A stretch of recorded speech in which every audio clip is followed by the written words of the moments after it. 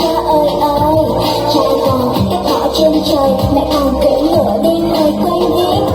Ông thì cầm bút cầm nghiêng, ông thì cầm tiền đi chuột lá đa. Ông thì cầm bút cầm nghiêng, ông thì cầm tiền đi chuột lá đa. Anh đừng mơ ước yêu anh đừng, bởi ta bao nhiêu thôi, bao nhiêu thương mơ.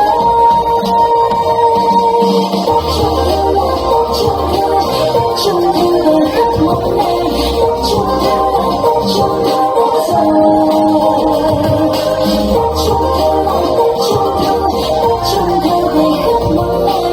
Tết Trung Thu là Tết Trung Thu đến rồi. Xuân qua đi thôi. Tết Trung Thu là Tết Trung Thu, Tết Trung Thu về khắp mọi nơi.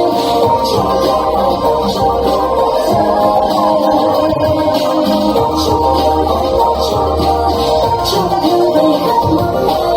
Tết Trung Thu là Tết Trung Thu đến rồi. Xuân qua đi